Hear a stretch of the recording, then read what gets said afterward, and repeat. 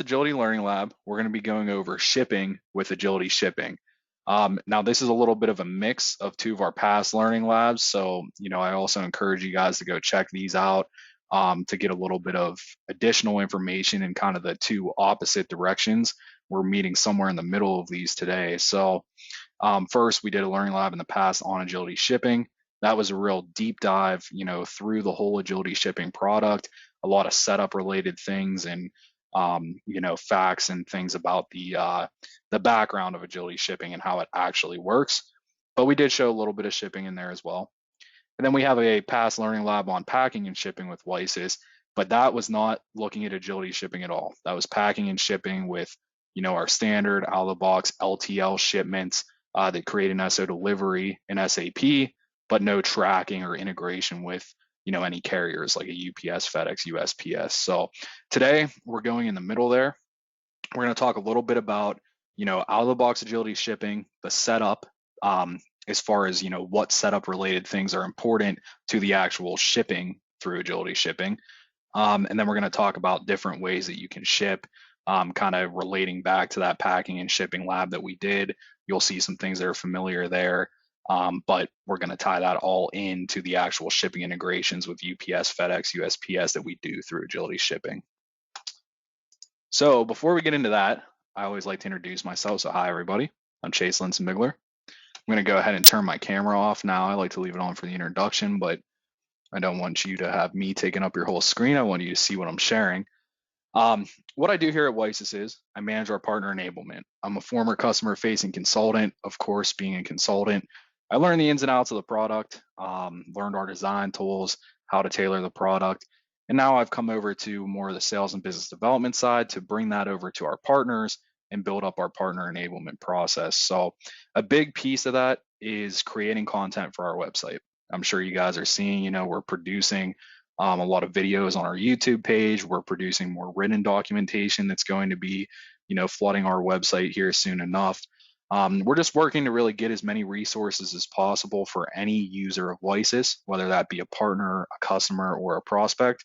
And the learning labs are a big part of this. This gives me a chance to do, a half hour to an hour long deep dive on specific pieces of the product. So in the future, if you want to make sure you're available for these learning labs, again, it's a really good deep dive into, the specifics of the agility system.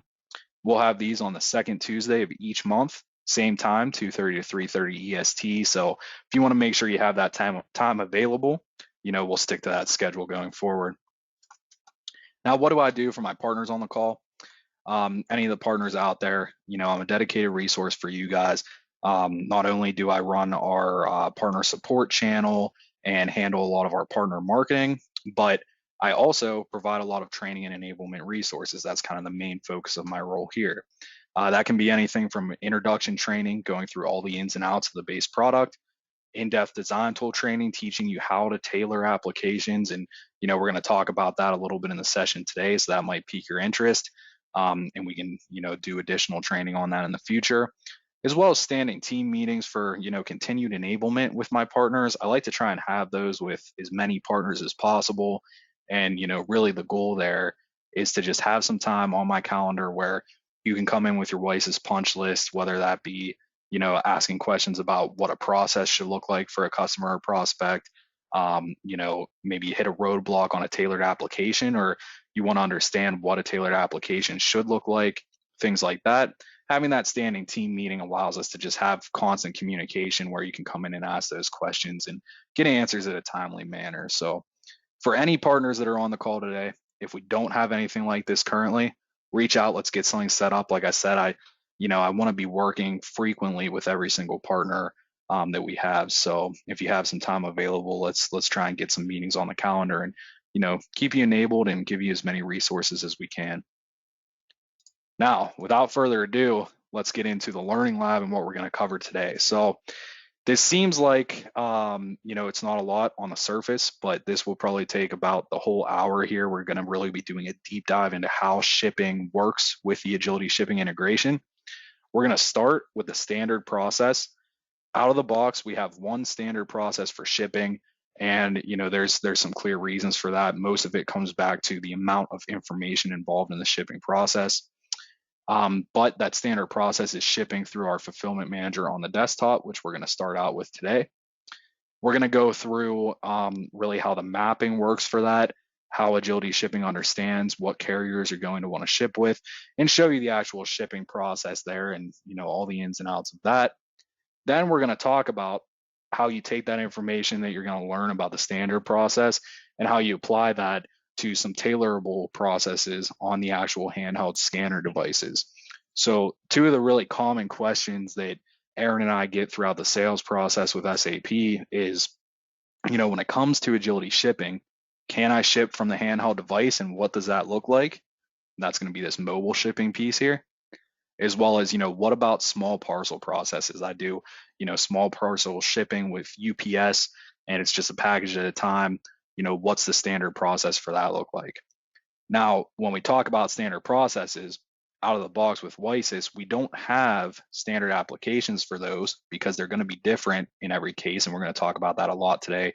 Again, that all goes back to the pure quantity of information that's involved in this process. And when you bring it to the handheld device, you have to make some decisions as to, what I'm going to pass and where I'm going to pass it. So we'll talk all about that. But what I'm going to show you today is a good starting point for what should the general standard be for these processes, just mobile shipping on the handheld or small parcel shipping. We're going to cover a good baseline for where you can start. Then you'll have to ask yourself some of those questions of what else is important to include in these applications. So I hope that gives you a good rundown of how we're going to start this out. But without further ado, we'll get into the standard process, and that'll make a lot of things clear and give us the building blocks to get to this tailorable processes section here. So first, I'm going to jump over to SAP. We're going to start today with this order 1137 here in SAP. So we have this sales order. It's just 2 items. It's A0001, 5 of that, and then this FD021 for a quantity of 1. And this has already been packed onto a shipment in WiSys. We will talk a little bit about packing today. That's going to be at the end with the small parcel process. But for the most part today, I'm going to have the shipments ready to go because we're really focused on the shipping side. So if you need more details on how the packing piece works, again, there's a past learning lab last year. I think it was right around this time last year, maybe May or June, that goes deep into all the different ways to pack. And there are a lot of them. All right, so I'm going to jump over to Agility Explorer. This is our WiSys desktop product. Here, let me show you actually. AE right here, Agility Explorer, that's our desktop product for those of you that aren't familiar. We're going to come in here, then you have all your modules here just like you'd see them in SAP. We're going to go to Sales AR, and inside of Sales AR, we're going to go to the Fulfillment Manager. This is the hub, so to speak, for WiSys shipments. So what is a shipment? If you're not familiar, a shipment is basically it's a stage that we introduce through the Agility WMS that sits somewhere between a sales order and an SO delivery.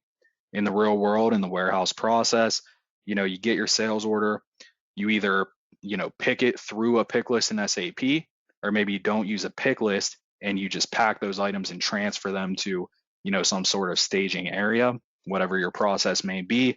There's always a stage in between a sales order coming in and a delivery note being created where these items are, packaged, set aside together and put in a staging area of sorts, waiting for a truck driver to come pick them up, right? So that's what we're working with here in the fulfillment manager. When we talk about shipments, it's that middle stage. A shipment refers to, okay, all these items are packaged and ready to be shipped out the door. So they're not shipped yet, so there's no need for a sales order delivery, but they're also not a fresh sales order. They've been prepped. The work on the sales order to be shipped has been done. It just needs to be shipped out the door. So I'm going to go ahead to my shipment for that sales order. It's going to be shipment number 310 here. You can see it's tied to that sales order 1137. And those are the items that were on our sales order, right? So here we have our shipment. These items are packed up into cartons. Just think of a box. Basically, this box has 5 of this item. This one has 1 of the other item. They're packed up. They're sitting in my staging area waiting to go on a truck. Now, let's say the delivery driver shows up. We're ready to actually ship these items out of the system. You'll see here that I actually have the option right now to ship with UPS, FedEx, or TL/LTL and not USPS. So that's going to be the first question, right? Why do we have those options available? What if I want USPS? How do I have that turned on? What if I don't want UPS? How do I have that turned off? That all comes back to shipping type in SAP and the mapping of your shipping types.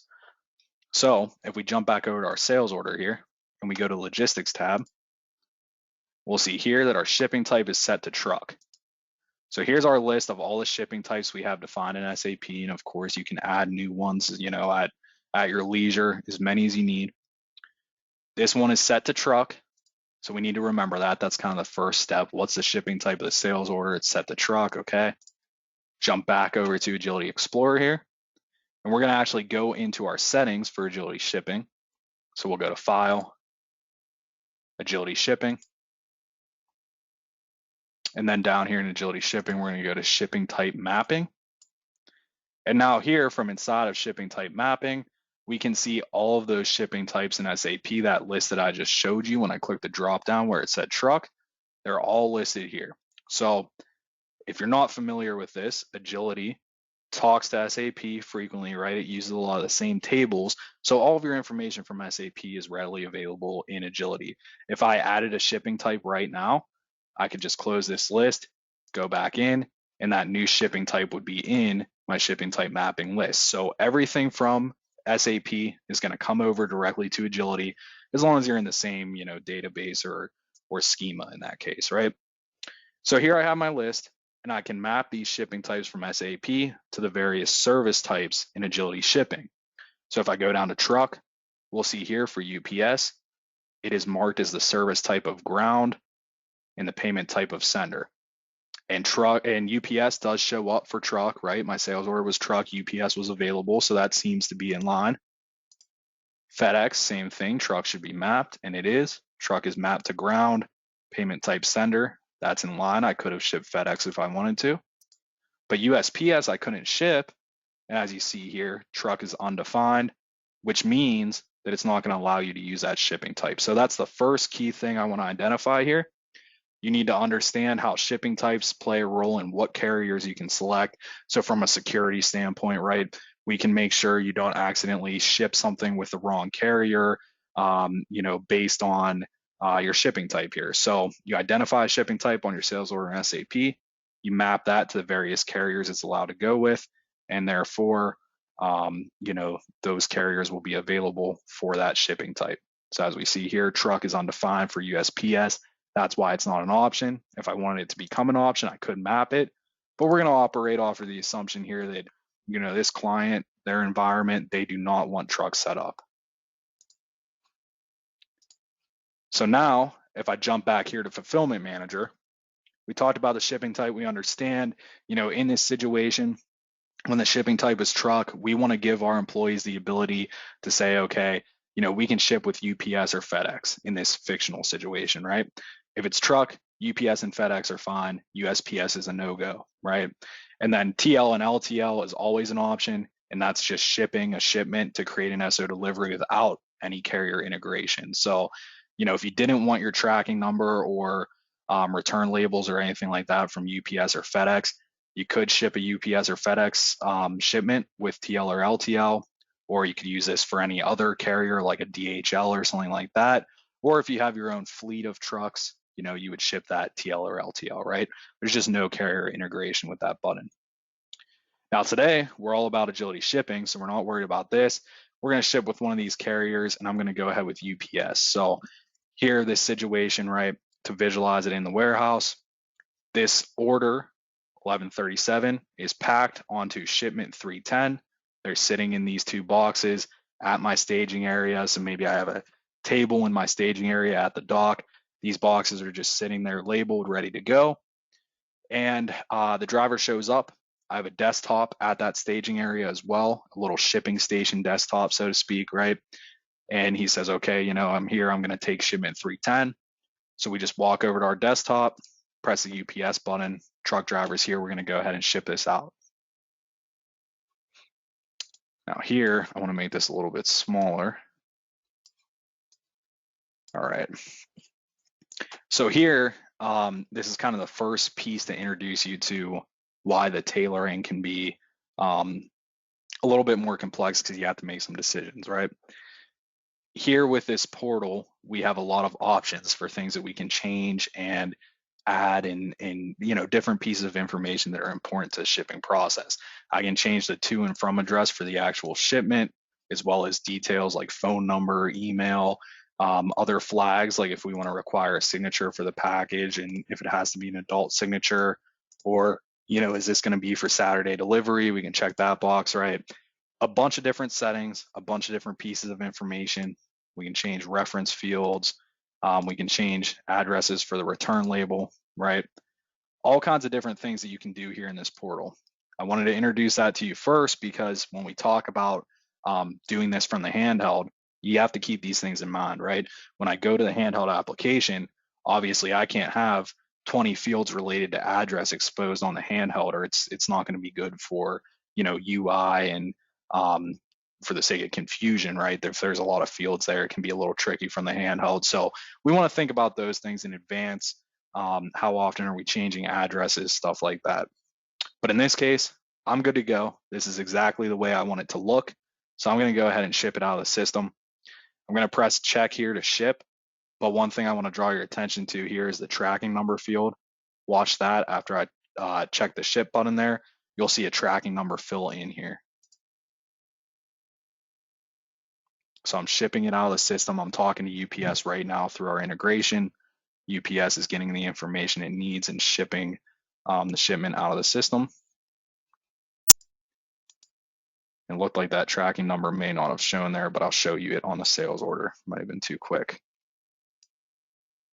So first, here are my return labels, right from UPS, right? The integration talks right with UPS, gives me these return labels back immediately. Now sales order or shipment number 310 is now on status shipped. It's shipped out of the system. The status here of the packages and items are also S for shipped. Everything is shipped out with the shipment, so you can check all those statuses, make sure everything looks correct. And now we can jump back to our sales order in SAP here and refresh. And sales order 1137 is now closed. All the lines are grayed out because they've been shipped. And if I right click and go to my relationship map, we have a delivery, 993. And now here is where you can see that tracking number. Now, this is going to be the same for every shipment I do today. I'm using a test account. So just, if you think that tracking number looks weird there, it does because it's a fake tracking number for a test account. But just imagine here, right? This would be an accurate tracking number for you to track this package information. It's coming back directly from UPS. They're providing me that tracking number. And now it's attached to the delivery note in SAP. So as you can see there, right, that's the standard process. It's pretty simple. It's happening from a desktop. I ship the shipment in WiSys from the desktop. It talks back and forth with UPS, gets me the return labels, the tracking number, any other necessary information, and I hand those packages off to the driver at that point in time. That's the basic out of the box, standard way to ship. And again, we do the out of the box that way because whenever we shipped, you saw that big screen popped up where you can enter in a ton of different information. On the desktop, there's almost an endless amount of information that you can enter in, right? You have a ton of screen space here. A lot of different details can be entered, and that's great. And we can have that be the standard way because there's, any piece of information you might need can be filled in on this screen. But when we get to the handheld, things get a little different. So we're going to talk about the options there, right? So now I'm going to go to shipment number 311. This is tied to sales order 1138. So if I jump back into SAP here, we can go to our next sales order 1138. Looks the same. It's the same thing, right? It's just a duplicate of the other sales order. We have those two items, 5 of this one, 1 of the other. And when we look at the actual shipment, 2 cartons, right? 1 box with that item, 1 box with the 5 of that item. So everything's set up and ready to go. I could just ship it here from my desktop again. But let's say the customer in this situation asks, okay, well, I don't have a desktop shipping station in the warehouse. I don't have one at the docking station. It's back in the offices. My warehouse manager, He uses the desktop, he uses WiSys on the desktop in the office, but he's a good bit away from the warehouse floor. So I want to be able to ship an existing shipment from the handheld, right? And in a lot of situations, that's a great way to do it because you can update the information here on the desktop as you need to, bring in any other information you need. Then you can ship the created existing shipment from the handheld because when the driver gets there, if the information is correct, pretty much all you need to do is hit ship and ship it out, right? So that's what we're going to take a look at here first. So if I go to my home screen, I'm going to open up Form Studio. For those of you that aren't familiar, Form Studio is where we can create and change our handheld applications. So this is our design tool. And basically what we're going to do in here is we're going to look at a custom tailored application that I've made to ship from the handheld device. Now, if you are a super user, if you go in here and use the design tools, if you want to see how to make this exact application, I made the whole thing on camera through our tailoring of the month videos on YouTube. So go to our YouTube page, check it out. You can actually see me build this entire application from scratch. This application, isn't like anything else that we have. So I built it with, nothing. So if you want to see how to make this, you can find that on our YouTube page. So here I have my tailoring of the month mobile shipping application. What this does again is it takes a shipment that exists. So, this lab today is not about packing, it's about shipping. So I already packed this. It already has a shipment in Agility, right? The sales order is ready to go. It's sitting at that staging area. This application looks at all of the shipments sitting in that staging area, and it allows you to select one and say, okay, I'm going to ship this out of the system. That's the first step here, right?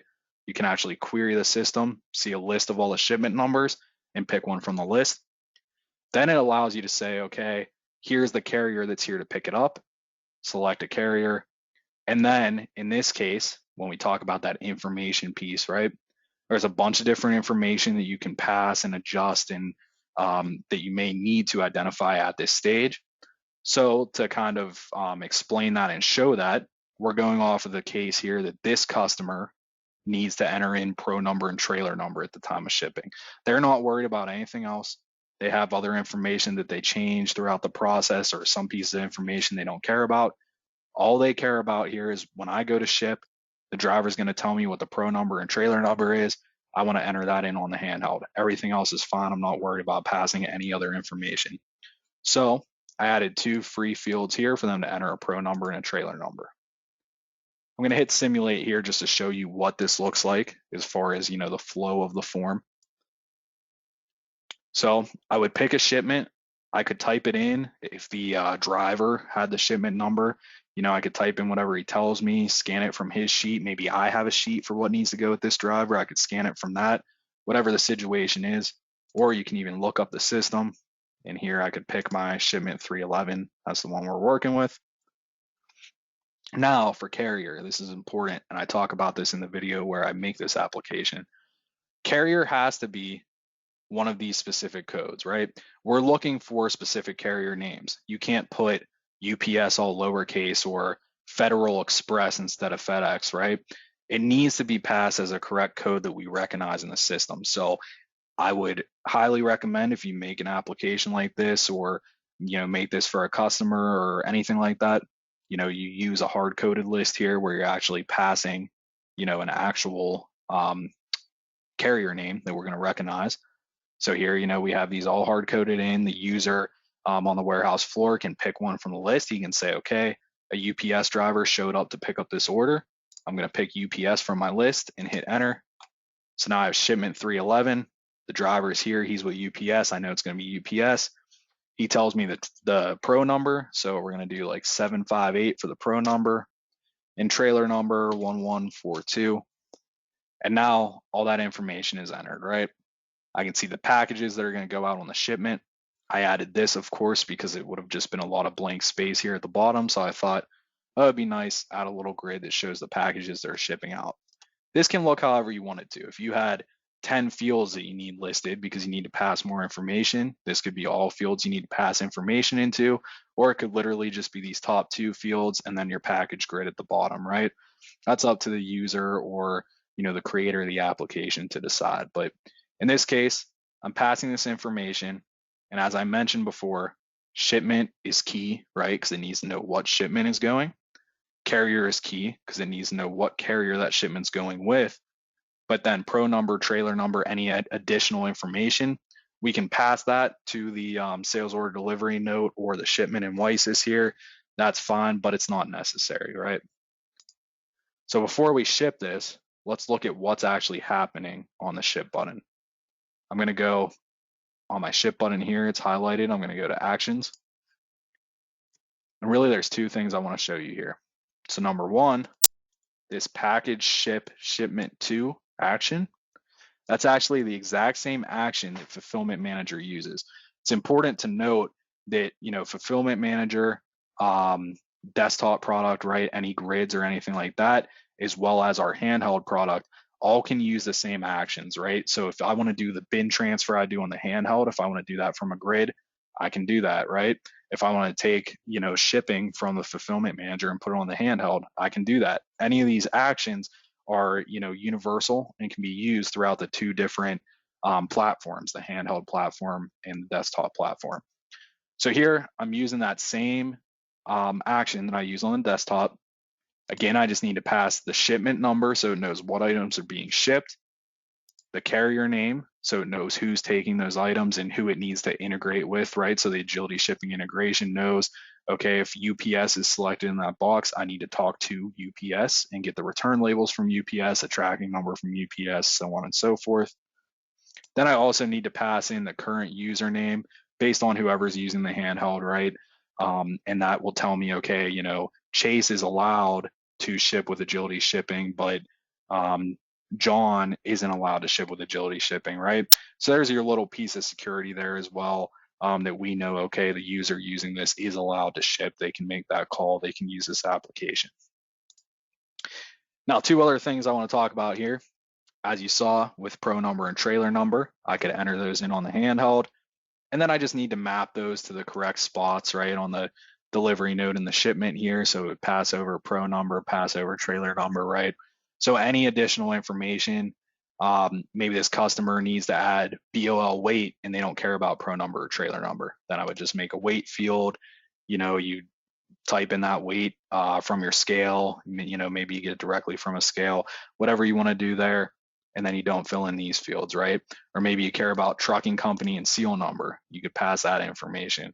That's really up to you. That's why I say this is on a per user basis, per company basis. You have to identify what information needs added at this step.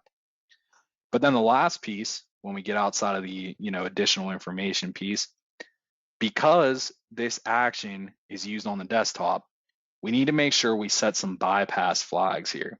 So on the desktop, as you saw, we have a shipping prompt that pops up, with the carrier's information. So that was that UPS box that allows me to put in, addresses, change addresses, so on and so forth. We need to set that to be bypassed. We need to set the automatic BOL print to be bypassed, as well as the BOL screen that allows me to add BOL information. And the reason being that these three fields need to be bypassed is they work on a desktop, right? They're pop-up screens for the desktop.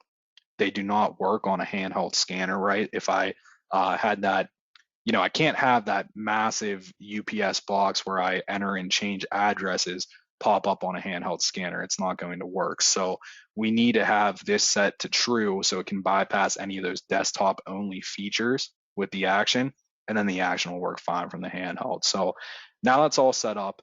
Let's go ahead and ship this from the handheld. I know that's what everybody wants to see. So if we go here and we simulate, once again, we'll go to that shipment 311. So in this case, maybe I have it on a piece of paper. I'm just going to scan it, pick my carrier, UPS, enter my pro number. I'm just making the pro number and trailer up, but in the real world, the driver will give you that information. Then I'm going to go ahead and ship that here. And then you're going to see another thing that I didn't show you that we'll talk about here at the end of this little portion is I will once again get those carrier return labels when I talk with UPS, and we can print that to the screen. So you'll see here, the integration worked correctly, right? I'm getting this information directly back from UPS. There's my return labels. Now, if I close this out, jump back over to Agility Explorer and refresh here, we have a shipment with shipped cartons and items, right? Same thing again. And if I go to SAP, I can refresh my sales order. That's closed. The lines are grayed out. They're closed. Relationship map. I'm going to have my delivery note, and I'm going to have my tracking number. So kind of the same thing there, right, as to what the trickle down of information is, but it's just important to note that if I have that shipment made, or maybe you don't already have a shipment made, right? There's a lot of options for how you can do this, but I can go ahead and use that same action on the handheld device to ship it. So, pretty easy there. There's a lot of various ways to do shipping, but it's very easy to take that and acclimate that to the handheld. It's also worth noting here that I can simply add that action. It's just a print document action, and we'll talk about this a little bit more here in a few minutes, but I just used a print document agility shipping package label, and that brings that label right back from FedEx, that return label. So I added that after the shipping action, so it ships the package, grabs me those return labels from UPS, and I'm good to go. So now that's how you take a regular shipment, ship it from the handheld. Now a lot of the time we get the question too, what about small parcel? We ship small parcel with, maybe it's just UPS, right? Maybe the process is UPS comes and they're picking up just like 2 packages, right? It's just a small parcel shipment. This person did some ordering online. We're just shipping something out, or this person just needs, a refresh on a couple of products. We're just sending out a box, right? Well, we actually have a out of the box application that is pretty much perfect for small parcel and almost already enabled to work for small parcel. It just works with LTL right now and not agility shipping. That's the only caveat because of the additional information in the agility shipping process. So we're going to jump over to Form Studio here, and we're going to talk about our out of the box pack cartons application. So I'm going to hit copy form, or actually I need to close this one first.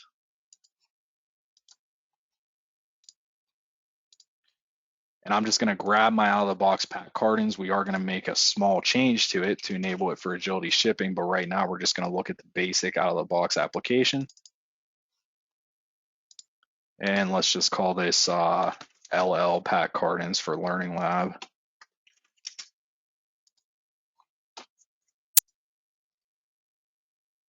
All right, so this out of the box form, essentially what it does here, if we just take a look, well, actually first, before we even do that, I just want to show you real quick so you can follow with the data. Same thing, right? We have a sales order 1139 here. It's another copy of the other sales orders. It exists, right? 5 of this item, 1 of this item. Same thing we've been working with, except the one caveat in this situation is if I look up my shipment numbers, you'll see there are no shipments with sales order 1139. We're starting from scratch here, right? In the small parcel process, typically you don't have a pre-made shipment. You get the sales order, the driver comes to pick up the small parcel stuff. Maybe you've picked those items earlier or transferred them to some kind of small parcel section. And we're going to operate off of that assumption today too. We have a small parcel section where, those items are moved in the morning, and when the driver comes, I'll just go ahead, throw them in a box, hand them off to the driver, right? That's that type of situation that we're working off of here. Now, the way pack cartons works is, if we simulate and take a look at the standard application without making any changes, I would go through, I would need a new shipment and a new carton in this case, because like I showed you, we do not have a shipment that exists. I go to sales order 1139. That's the sales order we're working with here. Now I'm just going to scan my first item. And like I mentioned, so in this case, let's say, the UPS driver showed up. He's here to pick up my small parcel shipment, right? He's here to pick up this one order for, a customer that bought online. Maybe I don't do a lot of online shipping, but on occasion I do a little bit. Customer purchased it. UPS driver's here to get it. In the morning, I have a list of everything that's going out on small parcel. So I transfer it to my small parcel bin, which is my 05D bin. It's just a bin in my dock area where I simply have a big table and I move all my small parcel products there in the morning. I go ahead, I grab this item out of small parcel bin, grab my serial number, and I save that. And what you're going to see is it's going to create a new shipment and a new carton for me automatically, packing that item into that shipment, into that carton, and giving me a carton label. So as you can see, this is not the UPS label yet. We're not talking to UPS at this point in time. So here's my label, ready to go. I'd put that on the carton, put the item in it, and then I'd move through the process and get that other item. So now I'm going to clear up. I'm going to do a new box, hit enter there for another new carton, order 1139 again, and scan my item. Again, I'm taking this from that 05D bin. That's my small parcel shipment bin. I moved all the items there this morning. They're ready to go. Quantity of 5. And now that's going to be packed as well here inside of my pack cartons form. And I got a label too I can put on the box. Same thing, not a UPS label yet. All right, so now we have this shipment 312. So if I jump over here to the system in real time, you can see that shipment has instantly been packed, right, with these 2 boxes during this small parcel process, right? Real time, I'm packing up a shipment. Now, when we talk small parcel, I don't want to have to jump back here and ship it because the driver's there. I'm packing this up real quick and I'm handing these boxes off to him, right? Pretty simple. You know, it's a UPS van. They pulled up. They're just taking a few packages, right? We want this to be a quick, easy handoff, pack them up. Now we're just going to ship it from the handheld device. So I could just click this ship button, but out of the box, the way this form works is it's hard coded to ship LTL only. So if we take a look here at that, so if I go to my ship button and my actions, you'll see once again, we are using that package ship shipment too, but it's hard coded to be LTL only. So now I have a decision to make, right? Do I want to tailor this form and change it to, you know, maybe have a drop down box like I showed you last time where I can pick a carrier? Or, you know, maybe the situation is I only ever do small parcel with UPS. I don't do small parcel with, you know, the Postal Service or with FedEx. So I could just switch this to be hard coded UPS. In this case, that's what I'm going to do. We're going to operate off the assumption that this customer only does small parcel for UPS. So I don't want to just change the out of the box transaction. I want to keep it there so I can copy it or look back to it if I need to. So I'm going to go ahead and disable that and just add a new version of it. So I'm going to go to add a agility object transaction, go to my transaction object here. And again, I'm just going to add that ship shipment to. And like I showed you, real easy. We need the shipment so it knows what items it's shipping out of the system. We need the username so it can check and make sure that user is allowed to ship. I do want a return error message here so I get an actual system error message if it does indeed error out. And then I need my ship method. Now in this case, I'm hard coding it to be UPS because I only do small parcel with UPS. And then I need to do those bypasses again. So I just want to make sure I set all of these bypass prompts to true because I'm shipping from the handheld and not the desktop. And if I ship, you know, from the handheld with these pop-up screens, it's going to fail.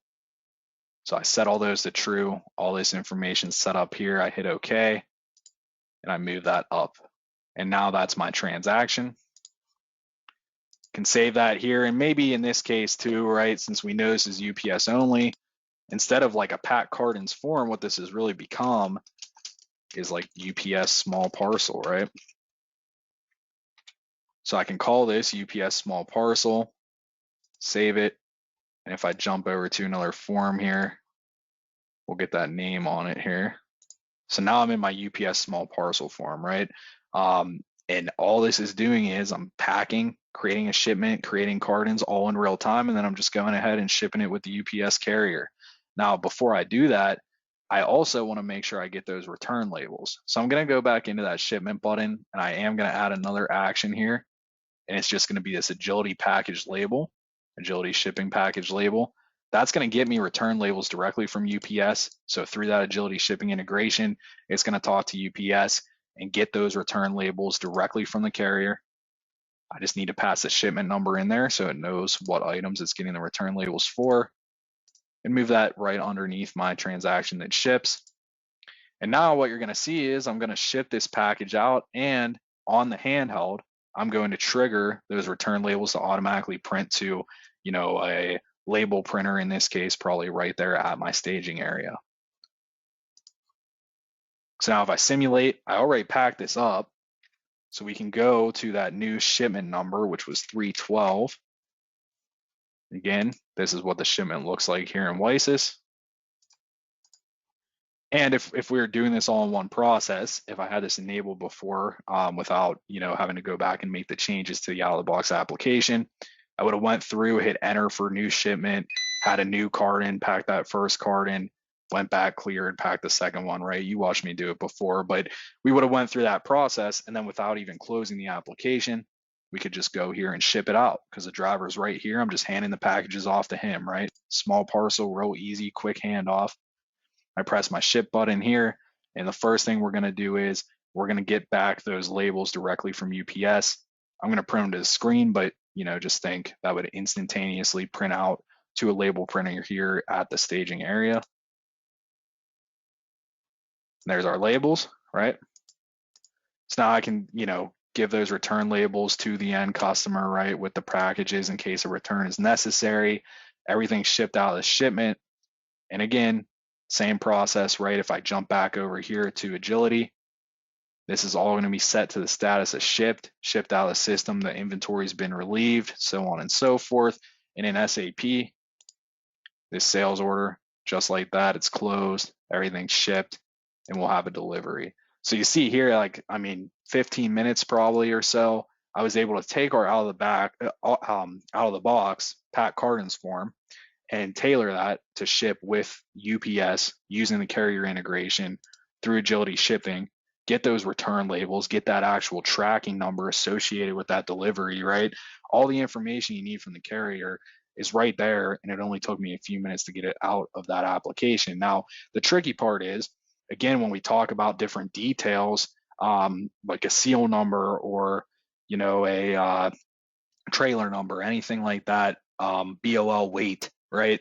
Those details, if you need those at that point, you'll have to make some decisions as to how that form is going to function, right? Maybe you need to enter in several different pieces of information. So you change the ship button to have a pop-up screen that when you click the ship button, it pops up and you can enter in, seal number, trailer number, BOL weight, and then you hit ship and it ships it and passes that information or something like that. There's a lot of different options for how you can do that, but that's really the big question. My main goal today was to show you several different ways that you can ship using the Agility Shipping integration and how that integration actually works behind the scenes and how you can map it to talk to those carriers, right? And it's very easy to get these applications to take advantage of that. The big question for you is just what information needs to be passed? What do I need to consider before doing so? So in conclusion today, we ran through the standard shipping process. We talked about shipping through Fulfillment Manager from the desktop application and how that shipping type mapping works. So again, we use that truck shipping type, and it was enabled only for UPS and FedEx. It was not going to work for USPS because of the mapping that we set up in Agility. We did that standard process, got an understanding for how Agility Shipping works, and then we ran through some tailorable processes that Aaron and I get asked about a lot. First off, mobile shipping, that's just the ability there to ship from the handheld application. In this case, I used an existing shipment. Theoretically, though, like you saw with the pack cartons, you can create a new shipment, add items to it, and ship all out of the same form. But in this case, I just used an existing shipment, right, with that mobile shipping application. I put a little grid on there so you can see all the packages that are going out the door, told it what carrier, and shipped it out. Very easy. And with small parcel, again, our out of the box pack cartons is basically enabled to ship with Agility Shipping right now. It's just hard coded LTL because that's the easiest out of the box option, because we know what information gets passed there. When it comes to the actual Agility Shipping integrations, there's some more questions that you have to ask.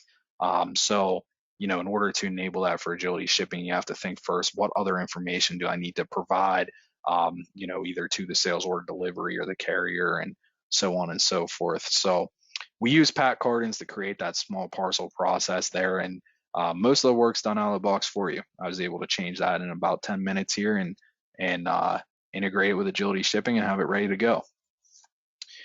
So I hope that answered a lot of questions. These are, again, frequent questions we get. Agility Shipping is a new product, and people are constantly thinking about, okay, what's the best way to leverage this new product? But my goal today was to get you to see, okay, first question, right? Can I ship from the handheld? Yep, we checked that box. That's how very easy to accomplish that, right?